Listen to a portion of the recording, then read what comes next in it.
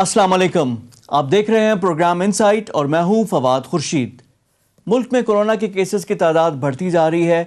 जो शरह है कोरोना की वो तकरीबन 9% पे आ गई है। 44 अमवात आज भी हुई हैं। अब ये कोरोना का जो फैलाव है, पाकिस्तानी गवर्नमेंट भी इस पर रिएक्ट कर रही है। NCOC का एक अहम इजलास है जहाँ पे short of lockdown, complete lockdown को रूल आउट किया है। इसके अलावा सख्त इकदाम भी किए जाएंगे। साथ साथ हमने कोई कैटेगरी C के 12 ममालिक हैं, उनकी सफरी पाबंदियाँ भी लगा दी हैं। और कोरोना के लिए जो एक दफ़ा फिर अपील भी है कि एहतियात करें, जो एहतियाती तदाबीर हैं वो भी इस्तेमाल करें और गैर ज़रूरी तौर पर बाहर ना जाएं। दूसरी तरफ सियासत का बाजार भी गर्म था। आज मौलाना फजलुर रहमान आज गए, मरियम नवाज़ और हमज़ा से भी मुलाकात की। दोनों ने साथ मौलाना का इस्तकबाल किया और इस मौके पे मरियम नवाज़ का कहना था कि जो इख्तलाफात की बातें करते थे हमज़ा और मरियम की, उन्होंने कहा कि उनको आज जवाब मिल गया है। दूसरी तरफ मौलाना ने भी मरियम को कहा कि जब 26 मार्च को उनकी नैब की तरफ तलबी है तो उसमें PTM भरपूर शिरकत करेगी।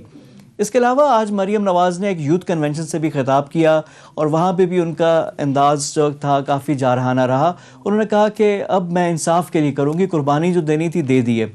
दूसरी तरफ गवर्नमेंट की तरफ से भी PDM का जो पूरा जो उन्होंने कहा कि जो पूरे इनिशिएटिव था वो अब एक तरह से ख़त्म ही हो गया है। शिबली फराज ने भी आज प्रेस कॉन्फ्रेंस की।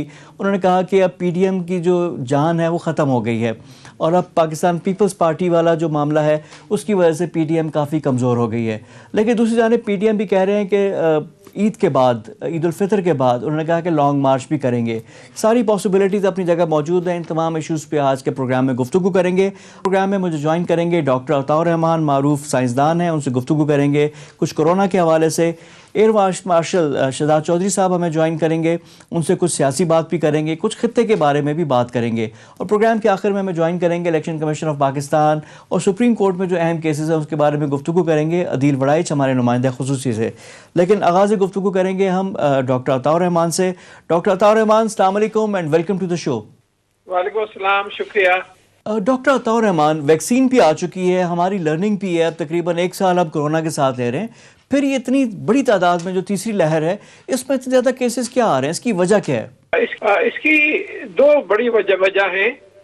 एक तो ये है कि ये वायरस म्यूटेट कर गया है और जो बरतानिया में जो बहुत ज़्यादा फैलने वाली वैरायटी थी B117 वो पाकिस्तान में भी, खासतौर पे पंजाब में और कुछ दूसरे इलाकों में आ गई है और फैल रही है।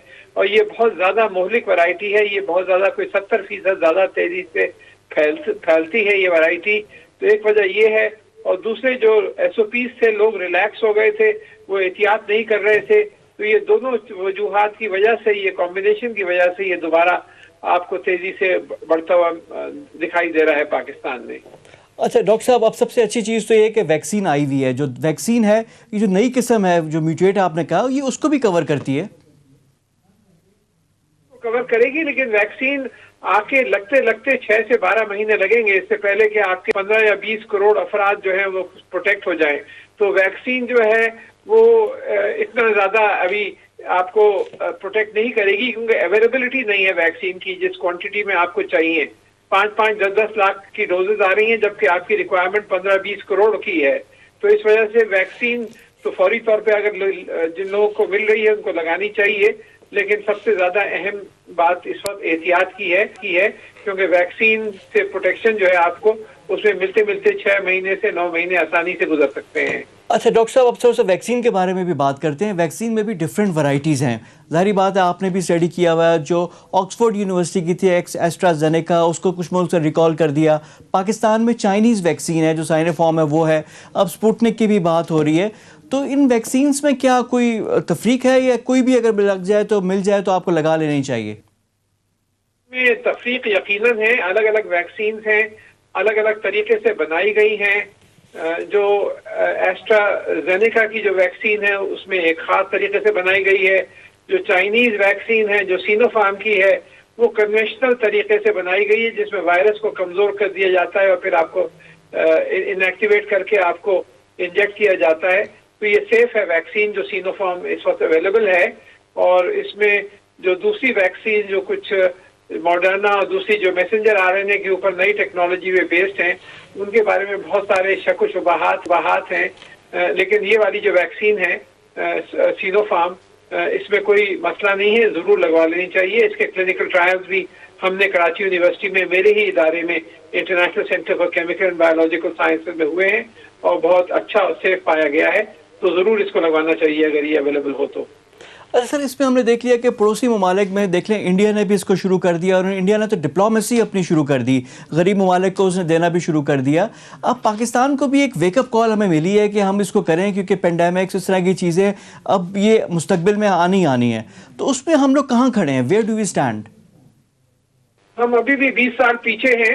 ہم نے ابھی تک ویکسین ڈیولپمنٹ کے بارے میں کوئی خاص غور نہیں کیا ہے، اور بچوں کی جو ویکسین جو عام پائی جاتی ہے، جو چھوٹے چھوٹے ملک جیسے کیوبا بنا رہا ہے یا دوسرے ممالک بنا رہے ہیں، وہ بھی پاکستان میں نہیں ہم ویکسین بناتے ہیں، ہم ساری امپورٹ کرتے ہیں۔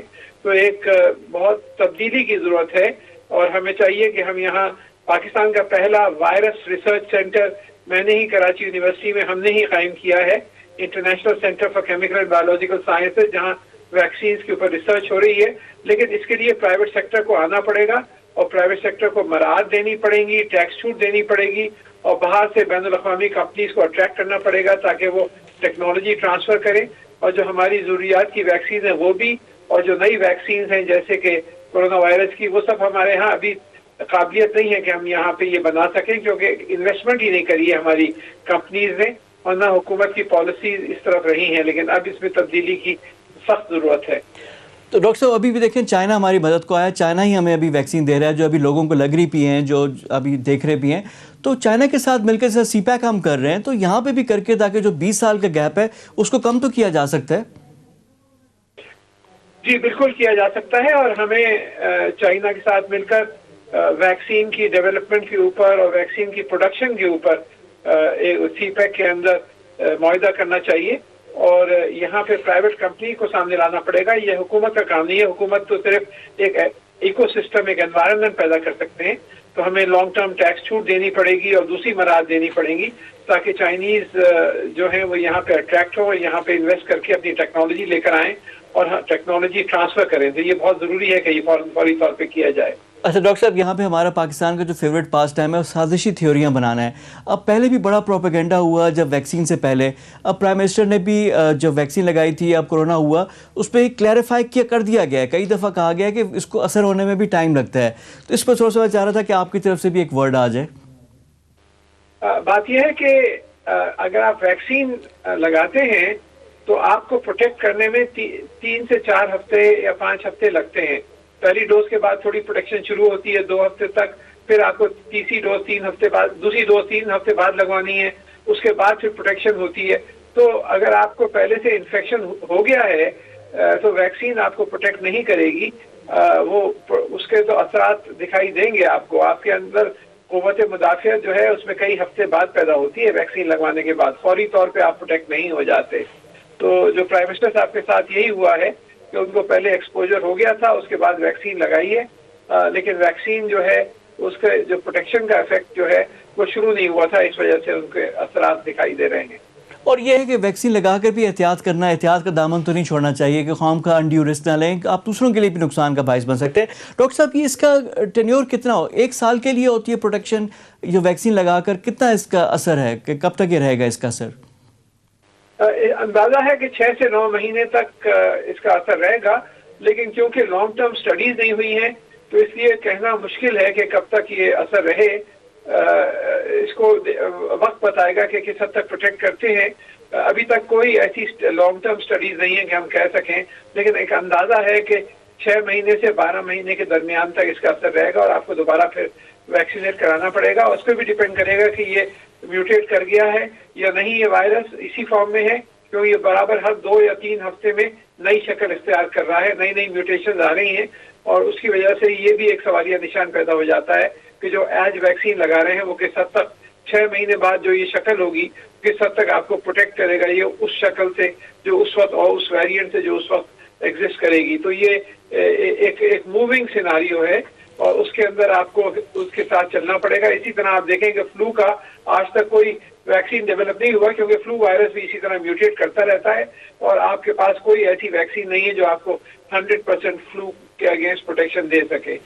ڈاکٹر صاحب ہم نے تو سمجھا تھا کہ 2020 از دا ورسٹ ایئر، لیکن 2021 میں بھی اب ایک نیا چیلنج آ گیا ہے، اور جو آپ نے بات کی ہے کہ 6 مہینے کے بعد کیا اس ویکسین کی افادیت اور اس کی ختم ہو جائے گی آل ٹوگیدر اگر میوٹیٹ کر گیا یہ؟ نہیں، یہ تو نہیں کہہ سکتے کہ یہ ختم ہو جائے گی، لیکن ایک پاسبلٹی یقیناً ہے کہ اگر یہ میوٹیٹ کر جاتا ہے اور اس کی میوٹیشن ایسی جگہوں پر ہوتی ہیں اس کے اسٹرکچر میں جس سے ویکسین کا اثر کم ہو جائے، تو یہ یقیناً یہ صورتحال پیدا ہو سکتی ہے کہ ویکسین کی ایفیکیسی کم ہو جائے اور آپ کو دوبارہ، اسی وجہ سے کمپنیز کو نئی نئی ویکسین بنانی پڑیں گی. ہر سال آپ دیکھیں گے نئی ویکسین آئیں گی اس وائرس کے خلاف، اور ہر سال دیکھیں گے نئی میوٹیشنز آئیں گی اس وائرس کی. تو یہ ایک جنگ ہے جو برابر لمبی جنگ ہے جو جاری رہے گی. یعنی یہ ایک سال یا 2 سال کی نہیں، آپ اس کو لمبے ہورائزن میں آپ دیکھ رہے ہیں. تو ڈاکٹر صاحب یہ تو پھر پاکستان اور جو اس طرح کے دیگر ممالک ہیں جو ڈیولپنگ اکانومیز ہیں، یہ تو پھر ہمارے لیے تو بڑا زہر قاتل ثابت ہو سکتی ہیں. اللہ نہ کرے، پچھلے سال بھی ہم نے اس کو کر لیا. اب لاک ڈاؤن کی بات آتی ہے، آپ بھی ایڈوکیٹ تھے، لیکن اس میں اکنامک ایکٹیویٹیز رک جاتی ہیں. اب گورنمنٹ اس سے تو آپشن کو تو ڈسکارڈ کر دیا ہے، لیکن سلیکٹیو لاک ڈاؤن پہ گورنمنٹ کنسیڈر کر رہی ہے. NCOC کا اجلاس بھی ہے جس پہ بڑے فیصلے ایکسپیکٹڈ ہیں.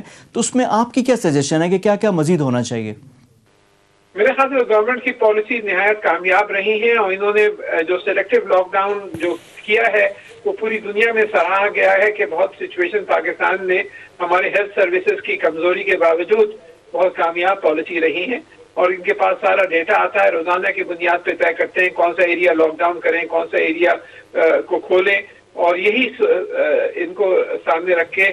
اور جہاں جہاں سختی کی ضرورت ہوگی یقیناً یہ سختی کریں گے. لیکن اس میں جو اصل جو پرابلم ہے وہ یہ ہے کہ ہم زیادہ سے زیادہ لوگوں کو ویکسین لگوا کے پروٹیکٹ کر لیں تاکہ انفیکٹیوٹی جو ہے اس کی کم ہو جائے. تو اگر ہم 6 مہینے میں اگر ہم 10 سے 15 کروڑ لوگوں کو اگر ویکسینیٹ کر سکتے ہیں تو اس سے بہت یہ معاملہ کنٹرول میں ہو جائے گا. اور اگر ہم صرف 2-3 کروڑ تک پہنچتے ہیں تو پھر یہ صورتحال جو ہے اور زیادہ گمبھیر ہوتی رہے گی. تو چیلنج یہی ہے اس وقت کہ زیادہ سے زیادہ لوگوں کو کم سے کم وقت میں آپ ویکسینیٹ کر لیں تاکہ انفیکشن زیادہ نہ پھیلے. لیکن ڈاکٹر صاحب یہ اتنے بڑے پیمانے پہ کرنا، اس میں تو بہت وسائل چاہیے ہوں گے. ظاہری بات ہے اتنی بڑی مقدار میں دوائیاں، اب یہ کیا ہم لوگ اس قابل ہیں کہ اس سال میں ہی کر لیں گے؟ ہماری جو کیپیسٹی ہے. کچھ ویکسین تو حکومت منگوا رہی ہے، کچھ ڈونیشن کے طور پہ آ رہی ہیں، کچھ آرگنائزیشنز آپ کو ڈونیٹ کر رہی ہیں، اور لیکن لوگوں کے اندر جھجک ہے اور وہ ختم ہونی چاہیے. اور اگر ویکسین مل رہی ہے تو لوگوں کو بغیر جھجک کے جا کے ویکسین لگوانی چاہیے، کیونکہ یہ جو ہے وائرس جتنا زیادہ پھیلے گا اتنا ہی زیادہ میوٹیشن کا چانس ہوگا، اتنا ہی زیادہ خطرناک صورتحال اختیار کر سکتا ہے. تو ویکسین جو ہیں وہ اویلیبلٹی یقیناً ایک بہت بڑا مسئلہ ہے، لیکن ہم سب اگر مل کے کوشش کریں گے تو یہ مسئلے کو حل کیا جا سکتا ہے انشاءاللہ. اچھا ڈاکٹر صاحب، فائنل آپ سے ایک ورڈ چاہیے کہ ہماری لرننگ کیا ہے، ہم نے کیا سیکھا ہے؟ جب ظاہری بات ہے کرونا وائرس شروع میں آیا تو مختلف، یعنی ہمیں کسی کو کچھ آئیڈیا نہیں تھا. آن دا گو ہماری لرننگ ہوتی رہی، اور اس میں سب سے امپورٹنٹ جو احتیاطی آ گئی. احتیاط کے علاوہ ہم نے کیا کیا سیکھا؟ خاص کر جو مونسون میں جو ہوا تھا کہ ایک دم ڈراپ ہوا تھا، تو کوئی اور ایگزوجنس فیکٹرز بھی ہیں؟ کیا کیا چیزیں ہم لوگوں نے، کہ ہماری فائنڈنگز اور لرننگ ہے کیا اس کی؟ ایک تو ہم نے یہ پتہ چل گیا ہے کہ یہ وائرس کس طرح اٹیک کرتا ہے، کیا میکینزم ہوتا ہے اس کے اٹیک کا.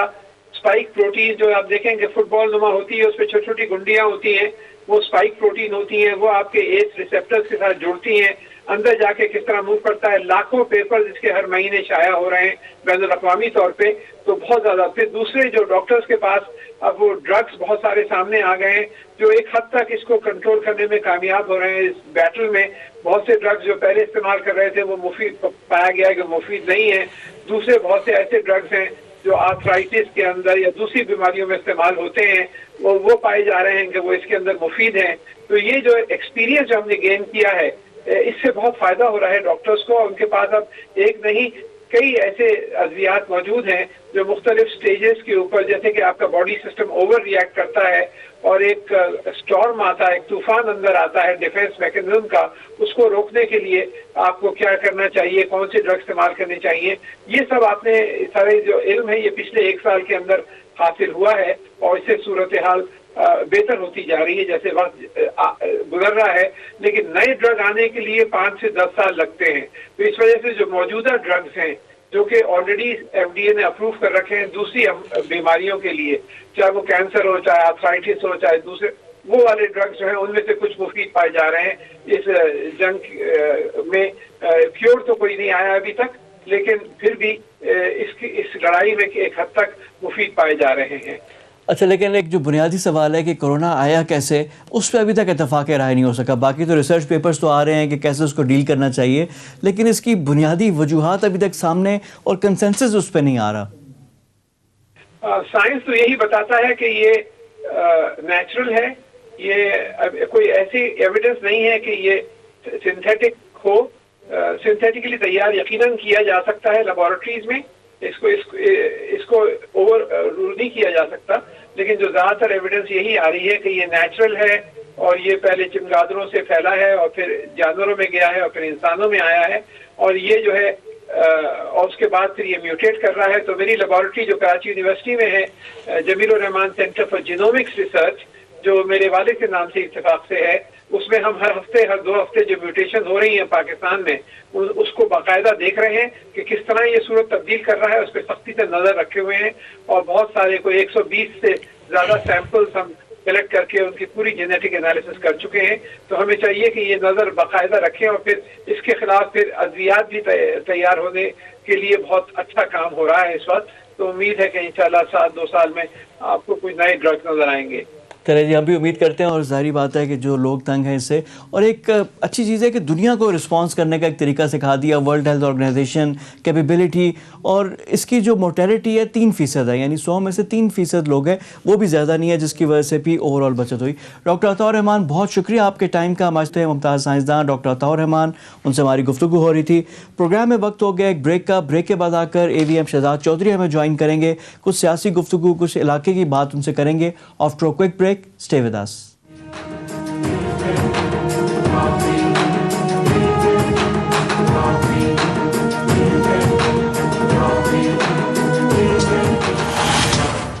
بریک کے بعد پروگرام میں دوبارہ خوش آمدید۔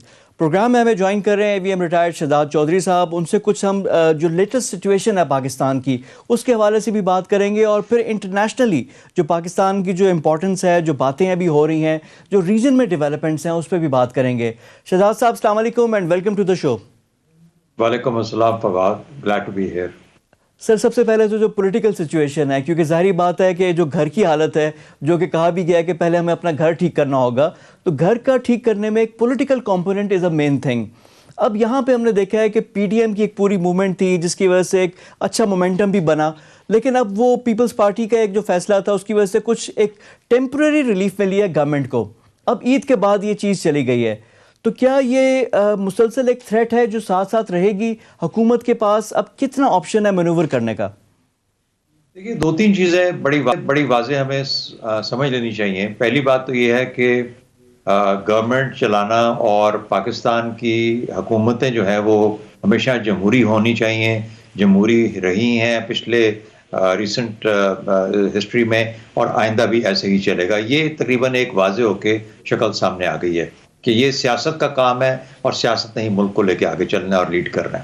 ہیونگ سیڈ دیٹ، یہ جو اس وقت جو سیاسی سیٹ اپ ہے، جس کے اندر PTI حکومت میں ہے، یہ سم ہاؤ ہماری اپوزیشن کو ایکسیپٹیبل نہیں ہے۔ اس کی بہت ساری وجوہات ہیں، کچھ کا اظہار ہوتا ہے، کچھ کا اظہار شاید ہم کھلے عام نہیں کر سکتے، لیکن اس کا تعلق اس چیز سے ہے کہ اس کی وجوہات مختلف بتائی جاتی ہیں کہ یہ اسمبلی ٹھیک نہیں ہے، الیکشن ٹھیک نہیں ہوئے تھے، لیکن زیادہ بڑی بات مجھے جو نظر آتی ہے وہ یہ ہے کہ غالباً جس قسم کے مقدمات اس وقت اپوزیشن کے خلاف چل رہے ہیں، لگتا یوں ہے ان کو کہ اگر عمران خان اور PTI ایک تھرڈ پولیٹیکل پاور اپنی جگہ ان قوانین کی وجہ سے اسٹیبلش کرنا میں کامیاب ہو گئی، تو پھر ہو سکتا ہے کہ جو 2 پارٹی رول اسٹیبلش ہوا تھا پاکستان میں ابھی تک، PMLN اور PPP کا، وہ ڈسٹرب ہو جائے گا، اور ایک تیسرا کھلاڑی بیچ میں آ کے اپنے آپ کو پکا کر لے گا۔ تو ایک تو اس کو پکا نہیں کرنے دینا، اور دوسرا امیڈیٹ ریلیف یہ ہوگی اگر اس کی گورنمنٹ گرتی ہے، الیکشنز ہوتے ہیں، یا وہ گورنمنٹ میں اپوزیشن کسی طریقے سے گورنمنٹ میں آ جاتی ہے،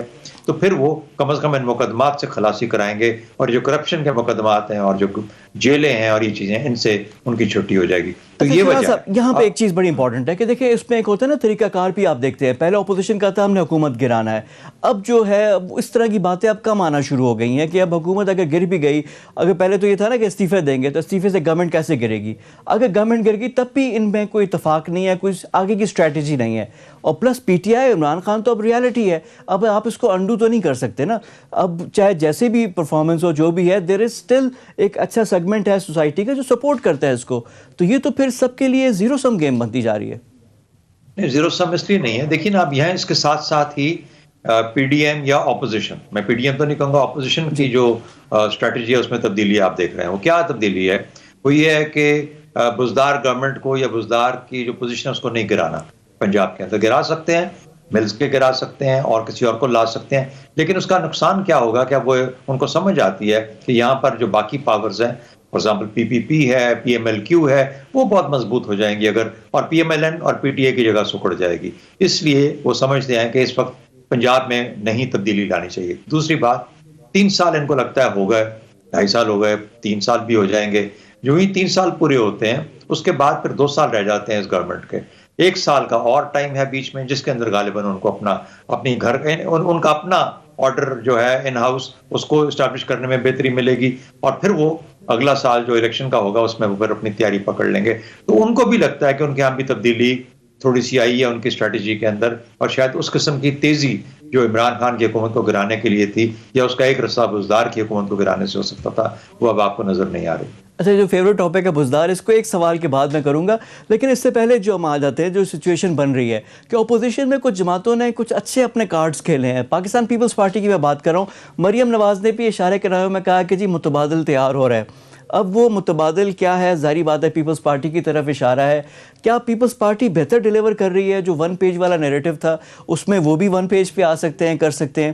تو اس میں جو اپوزیشن میں بھی ہے اس میں بھی اپورچونٹی تو نظر آ رہی ہے، اپورچونسٹک لوگ تو ہیں وہ اس کا فائدہ اٹھا رہے ہیں. فواد، دیکھیے اصل میں ہمارا ایک وتیرہ بن گیا، ٹریڈیشن بن گئی ہے، معاف کیجیے گا لفظ وتیرہ میں نے استعمال کیا، وہ یہ ہے کہ ہم ہر سیاسی معاملے میں اور اسٹیبلشمنٹ کو یا فوج کو ضرور زبردستی داخل کر دیتے ہیں. اس میں کوئی شک نہیں کہ ان کا اثر رسوخ ہوگا، اور اس طریقے سے ہوگا کیونکہ وہ بڑی دیر تک یہاں پر پاور میں رہے ہیں، اور ان کے تانے بانے ابھی بھی پاور جگہ پہ، پاور سرکلز کے اندر ایگزسٹ کرتے بھی ہیں، اور وہ اپنا ان کو استعمال بھی وہ کریں گے جب ان کو ضرورت پڑے گی. لیکن آہستہ آہستہ اب وہ اس قسم کی جو سپریشن ہوتی ہے فوج کی سیاست سے، اور سیاست کا اپنے طور پہ خود اپنے تئیں کھڑے ہونا، اس کا ایک احساس بھی ہے اور اس کی ایک کوشش بھی ہے. ہاں، اس کو کیا چیز خراب کر سکتی ہے کہ سیاست بالکل ہی ایک ٹینجنٹ پہ چلی جائے، سیاست بالکل ہی اسٹیبلشمنٹ کو ہدف پہ رکھ لے، سیاست بالکل ہی یہ کہے کہ ان کی دشمنی اور کسی سے نہیں ہے، اپنے کام کی طرف دھیان نہیں دینا، انہوں نے اپنے گورننس کو نہیں دیکھنا، انہوں نے پاکستان کی پالیسیز عوام کے حق میں نہیں ڈالنی، لیکن اسٹیبلشمنٹ کو سیدھا ہونا چاہیے. اس کو ہم معروف معنوں میں، معروف الفاظ میں نظریاتی کہتے ہیں، نظریاتی سیاست. ہماری نظریاتی سیاست کی جو لمٹ ہے وہ یہ ہے کہ پاکستان کی افواج کے خلاف کتنا آپ بڑھ چڑھ کے سامنے دنیا کے، پاکستان کے عوام کے آگے آتے ہیں. آپ اس قسم کی پذیرائی ان ایسے لوگوں کو مل سکتی ہے یا نہیں دوسری بات ہے، لیکن ہماری سیاست کو اس سے بہت بہتر ہونا پڑے گا. تو میرا اپنا خیال یہ ہے کہ پاکستان پیپلز پارٹی اپنا کردار ادا کر رہی ہے. ان کے میری نظر میں وہ نہیں چاہتے کہ وہ اسٹیبلشمنٹ کے ساتھ جڑے ہوئے نظر آئیں. پاور وہ چاہیں گے، جس طرح پی ایم ایل این چاہتی ہے، ضرور چاہیں گے، لیکن وہ یہ بھی چاہتے ہیں کہ کسی طریقے سے پنجاب میں ری انٹری مل جائے، پنجاب میں سیٹیں دوبارہ ملنا شروع ہو جائیں. اور وہ بھی امیجیٹ نہیں ہو سکتا، اس کے لیے ان کو ٹائم بھی چاہیے اور سارا وہ بھی ہے. اب آ جاتے ہیں جو آپ نے کہا نا، وہ ایک سجدہ جسے تو گراں سمجھتا تھا 1000 سجدوں سے دیتی ہے نجات. اب وہ جو ایک جو ڈیسیجن ہے جو عثمان بزدار والا ہے، یہ پی ٹی آئی کے لیے کتنا مشکل ڈیسیجن ہے. ابھی بھی دیکھیں بیوروکریسی میں پھر تبدیلیاں ہو گئی ہیں، اب پھر سیکٹریز کو آپ تبدیل کرتے ہیں، اب کیبنٹ آپ چینج کر دیں گے، لیکن وہ جو مین کوسچن ہے وہ کیوں نہیں ہو رہا؟ دیکھیں، میں آپ کو اپنا اس میں تجزیہ دیتا ہوں. میرا خیال ہے کہ پنجاب یا جو ہے ہماری سینٹرل گورنمنٹ، یہ ایک ہی آدمی رن کر رہا ہے اور وہ عمران خان ہے. یعنی وہ اسلام آباد میں بیٹھ کے پنجاب کو چلاتے ہیں، اور پنجاب میں لاہور جا کے بھی پنجاب کو چلاتے ہیں. یہ بڑا واضح ہوتا ہے جب وہ لاہور وزٹ کرتے ہیں تو وہ چیف منسٹر کی کرسی سنبھال لیتے ہیں، چیف منسٹر صاحب سامنے آ جاتے ہیں. تو اس طرح ایسے لگتا ہے کہ جب تک عمران خان صاحب ایک ہفتہ جو پورا جو ہوتا ہے یا 10 دن اسلام آباد میں گزارے ہیں، تو وہ ان کی کرسی وارم رکھنے کے لیے بزدار صاحب اپنا کردار ادا کرتے ہیں. پھر وہ اگلے ہفتے کا یا اگلے مہینے کا ان کو کام دے جاتے ہیں کہ اس کے اندر آپ نے یہ کرنا ہے. جو ایڈمنسٹریشن کا اگر افیکٹو نہیں ہے، آپ کی بات نہیں سنتا، اس کو تبدیل کر دیں، اپنے فیصلوں میں ذرا مستحکم نظر آئیں. اور ان کا یہی مستحکم استحکام نظر آتا ہے فیصلوں کا کہ وہ کبھی ایک بیوروکریٹ کو اٹھا کے ایک جگہ اور دوسرے کو دوسری جگہ کام نہیں لیتے، ان سے لے نہیں پاتے، کام ان سے بنوا نہیں پاتے، لیکن ان کو تبدیل کرنے کے اندر اپنی طاقت کا محسوس کرتے ہیں. تو یہ کمزوری ہے، اور میرا خیال ہے کہ یہ رہے گی، اور یہ پی ٹی آئی کو بہت برے طریقے سے ان کو ہٹ کرے گی جب یہ الیکشنز کا وقت آئے گا. آپ دیکھیں گے کہ اس کا اثر میکسیمم نیگیٹو ان کے اوپر رہے گا. کیونکہ سر یہ فارمولا کام نہیں کر رہا، اگر جو آپ کہہ رہے ہیں نا، کیونکہ اٹس ناٹ ورکنگ، تو اس کو ریکنسیڈر بھی کرنا پڑے گا، دیکھنا بھی پڑے گا، یا پھر اس کو کوئی راتوں رات معجزہ ہو جائے کہ زیادہ افیکٹو ہو جائے.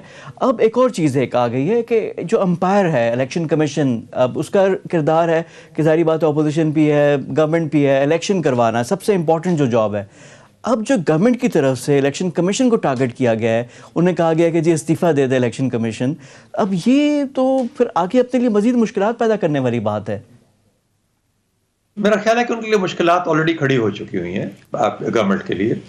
اس قسم کا جو وہ چاہتے تھے، جس کے اوپر وہ پٹواریوں کو بدنام کرتے تھے کہ پٹواری جو ہیں، پٹواریوں کا الیکشن ہوتا ہے، پٹواری مل کے الیکشن کرواتے ہیں، حکومتوں کو جتواتے ہیں، وہ ان سے ہو نہیں پایا، وہ یہ کر نہیں پائے. وہی طریقہ ہے پاکستان میں الیکشنز کا، خاص طور پہ ضمنی الیکشنز کا. جب ایک حکومت ان پاور ہوتی ہے تو وہ جتنی بھی مشینری ہے، ایڈمنسٹریٹو مشینری ہے، ان کے ہاتھ میں ہوتی ہے. اب ہمارا جو کہ ہم پنجاب کو بلانگ کرتے ہیں، الیکشنز بہت سارے ہم نے دیکھے اور بھگتے بھی، تو اس کے اندر ہمیں یہی نظر آتا ہے کہ وہاں پر جو اسٹرانگ مین ہوتا ہے اس علاقے کا، وہ ووٹ جیت جاتا ہے، وہ ووٹ مینیپولیٹ کر لیتا ہے. تو وہ اگر اسٹرانگ مین کو یہ جو مشینری ہے ایڈمنسٹریٹو وہ مکمل طور پہ کنٹرول اور قابو نہیں کر پائی، تو ان کو وہ اس میں کمزوری نظر آتی ہے. وہ یہ کہتے ہیں کہ بجائے اس کے، اور ان کو سینٹ کی بھی وجہ مل گئی ہے کہ بجائے اس کے کہ وہ گورنمنٹ کو سپورٹ کرتے، ایون الیکشن کمیشن بڑھ چڑھ کے مشینری سے آگے جا کے وہ اب اپوزیشن کو سپورٹ کرتا ہوا نظر آتا ہے، یا کم از کم اگر نہیں سپورٹ کر رہا تو وہ حکومت کے جو غلط کاریاں ہیں ان کو سامنے لے کے آ رہا ہے. اس لیے ان کی شکایت یہ سامنے آپ کو نظر آ رہی ہے. لیکن میرا خیال ہے کہ یہ بہت ہی کمزور ایک دلیل ہے. یہ کوئی بھی حکومت، سٹنگ گورنمنٹ، اس قسم کی شکایت نہ اس کو زیب دیتی ہے، نہ اس کو کرنی چاہیے. اور یہ کہ الیکشن کمیشن میں لانے میں بھی ان کا کردار تھا، سارا چیزیں ہیں. اب آ جاتے ہیں سر تھوڑا سا ریجنل سچویشن کی بات کرتے ہیں، اور پاکستان اور انڈیا. اب یہ تو پوری دنیا کو یہ چاہیے کہ ان کو بٹھائیں اور کریں، کیونکہ نیوکلیر فلیش پوائنٹ بن سکتا ہے، باقی باتیں ہیں. اب پرائم منسٹر عمران خان کو جب سے کورونا ہوا تو نریندر مودی کی طرف سے بھی ٹویٹ آیا، اور تھوڑا سا لگ رہا ہے کہ جو ریلیشن ہے تھو ہو رہے ہیں. ڈی جی ایم او کی جو ٹاکس ہیں، آپ نے بھی ایک آرٹیکل لکھا تھا، اس کا حوالہ بھی ہے کہ there is something going behind the curtains, کچھ چیز ہو رہی ہے جس کی وجہ سے یہ ہو رہا ہے. اب تاجکستان میں وزرائے خارجہ کی ملاقات کا بھی امکان ہے. تو یہ ہو رہا کیا پاکستان انڈیا کے فرنٹ پہ؟ پاکستان اور بھارت میں جب بھی معاملات بہتر ہوئے ہیں تو ہمیشہ ایک ایکسٹرنل ایجنٹ کا رول رہا ہے. ایک ٹریگر باہر سے آتا ہے، اور ٹریگر عام طور پہ 99.9% وہ امریکہ کا ٹریگر ہوتا ہے. امریکہ ان دونوں ملکوں کے اوپر اپنا اثر رسوخ استعمال کرتا ہے، کوئی طریقہ استعمال کرتا ہے جس سے کہ ان کو مجبور کیا جاتا ہے کہ یہ بیٹھیں اور اپنے معاملات کو بہتری طرف لے کے جائیں. سوائے ایک وقت میں جبکہ واجپئی صاحب کی گورنمنٹ تھی، اور واجپئی صاحب نے یہ محسوس کیا کہ ہم دو نیوکلیئر کنٹریز اس طریقے سے اب ہم ایک جنگ کا رستہ اختیار نہیں کر سکتے، دشمنی کا رستہ اختیار نہیں کر سکتے. اور وہ جب فیبرری 99 میں انہوں نے پاکستان کا وزٹ کیا، وہ بہت جینوئن اور جسے کہتے ہیں کہ سیلف انیشیٹڈ ایک انیشیٹو تھا، جو بدقسمتی سے کارگل کی وجہ سے آگے نہ چل پایا. تو ایک تو وہ تھا. اس کے علاوہ جب بھی معاملات ہوئے ہیں پاکستان اور بھارت کے بیچ میں سلائٹلی بہتری آئی ہے، چاہے وہ جنگ کے بعد، چاہے وہ کسی مشکل مرحلے کے بعد، یا ویسے ہی اس کے اندر. وجوہات کیا ہیں؟ وجوہات یہ ہیں کہ امریکہ یہ چاہتا ہے کہ وہ بھارت کے ساتھ اپنے معاملات کو بہتر کرے، لیکن آڑے کیا چیز آ رہی ہے کہ پاکستان کے ساتھ جو اس کا تعلق ہے اور پاکستان کا ایک امریکہ کے ساتھ ہسٹوریکل ریلیشن شپ ہے، وہ دونوں چیزیں مجبور کرتی ہیں امریکہ کو کہ بھارت کو تھوڑا سا مدھم کیا جائے، مائل کیا جائے اس چیز پہ کہ پاکستان کے ساتھ بیٹھ کے اپنے معاملات کو بہتر کرو. شہزاد صاحب، اس پر جو کیمرون منٹر کا جو اسلام آباد سیکورٹی ڈائلاگ میں خطاب ہے وہ بڑا کرٹیکل تھا. اس میں انہوں نے کہا کہ اب پاکستان کی وہ والی اہمیت نہیں رہی، اب ظاہری بات ہے انڈیا ان کی پریفرنس ہے. پلس ٹرمپ ایڈمنسٹریشن نے افغانستان میں انڈیا کو باہر رکھا تھا. جب سے یہ چینج آئی ہے اب افغانستان میں پھر انڈیا ٹیبل پہ آ گئے. میں عرض کرتا ہوں کیمرون منٹر جو تھے نا، وہ اس وقت جب اس تقریر کے اندر خاص طور پہ وہ انڈیا ورسز پاکستان، کیونکہ یہاں پہ سفیر رہ کے جا چکے ہیں، تو وہ پاکستانیوں کی مینٹیلٹی کو سمجھتے ہیں کہ پاکستانیوں کا جب یہ سوال آتا ہے، پاکستانیوں کا سوال زیرو سم ہوتا ہے ہمیشہ. وہ یہ ہوتا ہے کہ کیا اچھا اس کا مطلب ہے کہ اگر وہ آپ بھارت کے ساتھ تعلقات بہتر کر رہے ہیں تو اس کا مطلب پاکستان کے ساتھ خراب کر رہا ہے. وہ یہ کہہ رہے ہیں، آج کا امریکہ یہ کہہ رہا ہے کہ نہیں، ہم دونوں کے ساتھ بہتر کر سکتے ہیں اور کر رہے ہیں اور کرنا چاہتے ہیں. یہ ہم سے یہ زیرو سم گیم نہیں ہے. بھارت بھی چلے گا، پاکستان بھی چلے گا، بلکہ پاکستان زیادہ ضروری چلے گا. ایک تو وہ بھارت کے ساتھ معاندانہ رویہ نہیں رکھے گا، ایک دشمنانہ رویہ نہیں رکھے گا، اور دوسرا وہ اگر سی پیک پہ ہمیں کبھی قابو کرنا پڑے اس کو، تو وہ پھر ہم ادھر بھی پاکستان کے ساتھ ہم اپنا اثر رسوخ استعمال کر سکیں. ان کو پاکستان کی ضرورت. تیسرا، ان کو افغانستان میں پاکستان کی بہت ضرورت ہے اور وہ پاکستان کے اندر رکھنا چاہتے ہیں. ان کو افغانستان میں انڈیا کی بھی ضرورت ہے، کیونکہ ان کو پتا ہے کہ افغانستان تبھی امن لے گا اگر انڈیا اور پاکستان جس قسم سے وہاں پہ بھی بھیڑے ہوئے ہیں افغانستان میں، یہ تھوڑے سے پیچھے ہو جائیں اور ایک پازیٹیو کنٹریبیوشن کریں افغانستان کے امن کے اندر.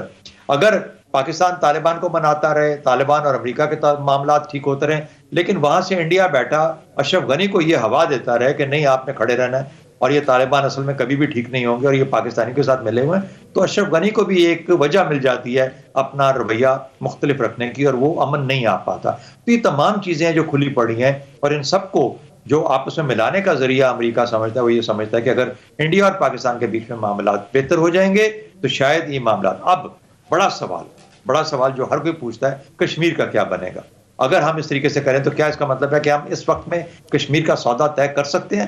امریکہ، دیکھیے آپ کشمیر کی بات کرو گے تو کشمیر کے اندر امریکہ جیسا آج تک رہا ہے کہ بھئی ہاں یہ بات چیت کے ذریعے معاملہ ہونا چاہیے، جنگ نہیں ہونی چاہیے، لیکن فی الحال جب تک آپ دونوں میرے پاس نہیں آئیں گے ڈائریکٹلی آگے کشمیر کا مسئلہ حل کریں، اس وقت تک ہم اس میں ڈائریکٹلی انوالو ہونے کی نہیں کریں گے. تو یہ ایک واضح ہونا چاہیے پاکستانیوں کو کہ کشمیر کا معاملہ اپنی جگہ پہ قائم رہے گا، لیکن ایک بہتری آ سکتی ہے دونوں ملکوں کے بیچ میں، جس میں ٹریڈ، اکنامک انٹیگریشن، کنیکٹیوٹی، یہ وہ چیزیں ہیں جو کہ پورے خطے کو نہ صرف امن میں لے کے جا سکتی ہیں بلکہ ایک پراسپیرٹی کی طرف بھی لے کے جا سکتی ہیں. اچھا، ویری کوئک، ایک آخری میں آپ سے کچھ سیکنڈ چاہیے کہ آر یو ہوپ فل؟ آپ کا کیا تجزیہ کیا ہے، آپ کا انالیسس کیا ہے کہ will this work?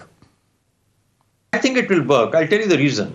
Narendra Modi کا جس قسم کا سکسیسفل ٹینیور رہا اس کے اپنے ملک کے کانٹیکسٹ میں، اپنی پارٹی اور اپنی سیاست کے کانٹیکسٹ میں، ہم اصل میں اس کو دشمنانہ نظر سے دیکھتے ہیں.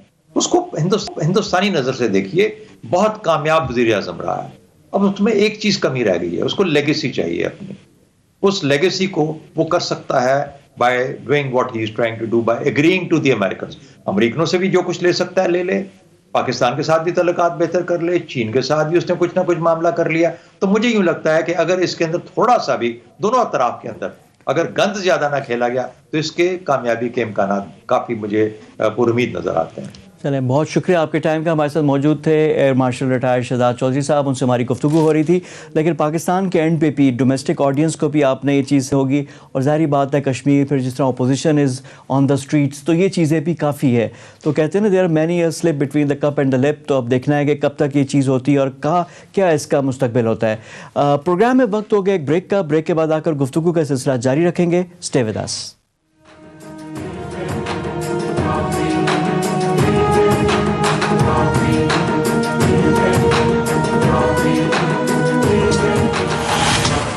بریک کے بعد پروگرام میں دوبارہ خوش آمدید. اب کچھ بات کریں گے آئندہ آنے والے ہفتے کے متعلق، اور دو امپورٹنٹ چیزیں ڈیولپمنٹس ہیں. ایک الیکشن کمیشن آف پاکستان اور دوسرا سپریم کورٹ میں. دونوں الیکشن ریلیٹڈ ایشوز ہی ہیں. الیکشن کمیشن آف پاکستان میں کل یوسف رضا گیلانی کی پیشی ہے، نااہلی کا کیس ہے، ان کو بلایا گیا ہے، وہ اپنے وکیل کے ذریعے بھی پریزنٹ کر سکتے ہیں، اور ان کے بیٹی کی جو ویڈیو ہے اس کے متعلق یہ بات چیت ہوگی. ساتھ ہی ساتھ NS-75 ڈسکا کے بائی الیکشن کا کیس سپریم کورٹ میں ہے. دونوں ایشوز پہ گفتگو کرنے کے لیے ہمارے نمائندہ خصوصی عدیل وڑائچ ہمارے ساتھ موجود ہیں، ان سے ہم گفتگو کرتے ہیں. عدیل، السلام علیکم اینڈ ویلکم ٹو دا شو. بہت شکریہ فواد صاحب. وعلیکم السلام. عدیل، سب سے پہلے تو یوسف رضا گیلانی والا جو ایشو ہے، سب نظریں ادھر ہی ہیں، کیونکہ اب سینٹ کے جو چیئرمین ڈپٹی چیئرمین کا معاملہ تو ہے ہی ہے. اس سے پہلے یوسف رضا گیلانی بطور سینیٹر، اس پہ بھی اب سوال ہے جس پہ اب کل الیکشن کمیشن میں کارروائی شروع ہوگی. کیا ایکسپیکٹڈ ہے؟ دیکھیں ایک جانب فواد صاحب یہ معاملہ چلنا ہے عدالت عالیہ میں، چیئرمین سینٹ والا معاملہ، لیگلی اس معاملے کو پیپلز پارٹی وہاں لے کے جا رہی ہے کہ یوسف رضا گیلانی کو چیئرمین سینٹ ہونا چاہیے تھا.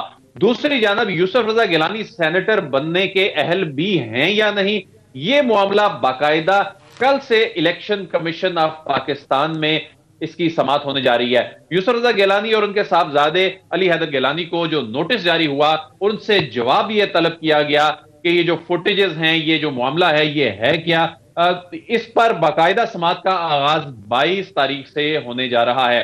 تو اس میں انہیں وکیل کے ذریعے یا خود پیش ہونے کا کہا گیا ہے، لیکن انہیں آ کر یہ سماعت اس لیے بہت زیادہ اہم ہے کہ ان فوٹیجز سے متعلق وضاحت کرنی ہوگی، کیونکہ علی حیدر گیلانی جو ہیں وہ ایڈمٹ کر چکے ہیں کہ یہ فوٹیج ان کی ہے. اب یہ معاملہ اس حد تک کنٹروورشل نہیں رہا کہ جی یہ فوٹیج میری نہیں ہے، یہ فوٹیج انہوں نے ایڈمٹ کیا ہوا ہے. پریس کانفرنس جو ہے وہ الیکشن کمیشن آف پاکستان کو دکھائی اس کا ٹائم جا فریم چکی کیا ہے. ہوتا ہے اس طرح کے کیسز کا؟ اور دوسرا یوسر رضا گیلانی کہیں گے میں نے تو کچھ نہیں کیا، میرے بیٹے نے کیا، اس سے پوچھیں. ان کا تو کہتے ہیں میری تو انوالومنٹ نہیں ہے، میں نے تو کچھ بھی نہیں کیا اس میں. اس میں جو الیکشن کمیشن کے اپنے ریمارکس بھی یہی تھے گزشتہ سماعت کے اوپر کہ ہر شخص اپنے کام کا ذمہ دار ہوتا ہے. اگر کسی نے اگر کوئی غلط کام کیا بھی ہے تو اس میں یوسف رضا گیلانی کا کیا قصور ہے؟ تو اس میں پھر جو پاکستان تحریک انصاف کی لیگل ٹیم ہے اس نے یہ بتایا کہ یہ دیکھیں الیکشن ایکٹ ہے، اس میں لکھا ہوا ہے کہ اگر امیدوار خود یہ کام نہیں کر رہا لیکن اس کے بہاف پہ ہو رہا ہے یا اس کو اس کا فائدہ ہو رہا ہے تو یہ کرپٹ پریکٹس کے زمرے میں آتا ہے. تو اس میں جو پاکستان تحریک انصاف کا کیس ہے بنیادی طور پر کہ یہ اس میں ہارس ٹریڈنگ ہوئی ہے. اگرچہ ان کو جو فوری ریلیف تھا ان کا نوٹیفیکیشن روکنے کے حوالے سے وہ نہیں مل سکا تھا، لیکن تحریک انصاف اس کو اپنی کامیابی اس لیے ضرور سمجھ لی ہے کہ یہ معاملہ ٹیک اپ ہو گیا. اب یوسف رضا گیلانی کو آ کے وہاں آ کر جب وضاحت کرنی ہوگی تو پھر ان سے کراس کوسچننگ ہوگی. لیکن عدیل یہ تو دو دھاری تلوار بھی بن سکتی ہے نا، کیونکہ ظاہری بات ہے اس میں جو لوگ تھے وہ پی ٹی آئی کے تھے. اگر وہ نااہل ہو جاتے ہیں، اگر ان کے بارے میں کوئی چیز ہو جاتی ہے تو پی ٹی آئی کے لیے تو نمبر گیم بڑی آپ کہہ لیں کہ بڑا کلوز کال ہے. جی پاکستان تحریک انصاف کے لوگوں کو اس میں جو فہیم خان ہیں ان کو اور ان کے جو دوسرے ساتھی ہیں اپنا بیان حلفی جو کیپٹن جمیل ہیں ان کو اپنا بیان حلفی دینا پڑا کہ جی، لیکن انہوں نے کہا کہ یہ انہوں نے ان کا کیس یہاں پر آ کر جو یہ بات وہ کرتے ہیں کہ جی ہم نے یہ سٹنگ آپریشن کیا اور یہ ساری ہم نے جو آفر ہوئی ہم نے وہ آفر لی نہیں. اس سے کیس کسی حد تک کمزور ضرور پڑتا ہے کہ آپ خود یہ کام کر رہے تھے اور پاکستان تحریک انصاف کو یہ ضرور اسٹیبلش کرنا ہوگا کہ جی رقم دی گئی، اور اس کو ثابت کرنا عدیل بڑا مشکل ہے. اور وہ تو کہیں گے میں صرف طریقہ بتا رہا تھا کہ ووٹ کیسے ریجیکٹ ہوتے ہیں کہ طریقہ کار یہی ہے، لیکن اس کو اسٹیبلش کرنا بڑا مشکل ہے. اس کو بھی دیکھنا ہے کہ کیسے ہوتا ہے. دوسرا عدیل جو سپریم کورٹ میں ڈسکا والا معاملہ ہے اس میں بھی پچھلے ہفتے میں ایکسپیکٹڈ تھا کہ آ جائے، لیکن وہاں پہ وکیل جو تھے سلمان اکرم راجہ کورونا کے باعث دلائل نہ دے سکے. اب ان کو کورٹ نے ذرا مارجن بھی دیا. وہاں پہ کیا ہو رہا ہے؟ ڈسکا والے الیکشن پر فواد صاحب ایک چیز جو ہے وہ تو واضح ہو چکی ہے، جو جج صاحبان کے ریمارکس ہیں کہ ری الیکشن تو ہونا ہے. اب کتنے میں ہونا ہے؟ 20 میں ہونا ہے، 14 میں ہونا ہے، 36 میں ہونا ہے یا پورے حلقے میں ہونا ہے، اس پہ بات ہو رہی ہے. اس پہ جو آخری سماعت ہوئی ہے اس میں آنریبل جج ہیں جو اس بینچ کے سربراہ ہیں جسٹس عمر عطا بدیال صاحب، ان کے ریمارکس بڑے ہی اہم ہیں جس میں انہوں نے کہا کہ لگتا ہے کہ الیکشن کمیشن نے پولیس کے عدم تعاون کا غصہ نکالا یا فائرنگ اتنا کوئی سنگین مسئلہ تھا کہ اس فائرنگ کی وجہ سے پورے حلقے میں الیکشن جو ہے وہ دوبارہ ہو جائے. اور اس میں بھی پاکستان تحریک انصاف جو فوری ریلیف چاہتی تھی اور وہ یہ چاہتی تھی کہ جی یہ الیکشن کمیشن کا حکم کالعدم ہو جائے، وہ جج صاحبان نے کہا کہ اس کو ابھی ایسے چلتا رہنے دیں. اس کی ریزن ان کے جو جج صاحبان کے ریمارکس ہیں ان سے یہ لگتا ہے کہ یہ معاملہ زیادہ چلتا نظر نہیں آ رہا کیونکہ آگے 10 اپریل کو جا کر بائی الیکشن بھی ہونا ہے اور بڑا قریب آ گئے. یہ بھی یعنی جلد ہی ایکسپیکٹڈ ہے آ جائے، کیونکہ یہاں پہ یہ بھی تھا کہ الیکشن کمیشن کا انتظامی معاملہ ہے. تو یہ بھی بڑا انٹرسٹنگ ہے کہ اس ہفتے میں ایکسپیکٹڈ ہے کہ کوئی نہ کوئی فیصلہ آ ہی جائے گا. عدیل وڑائچ بہت شکریہ آپ کے ٹائم کا. ہم گفتگو اپنے نمائندہ خصوصی سے آج کے انسائٹ میں اتنا ہی. اگلے ہفتے مزید موضوعات کے ساتھ آپ کی خدمت میں حاضر ہوں گے. تب تک کے لیے فواد خورشید کو اجازت دیجیے. خدا حافظ.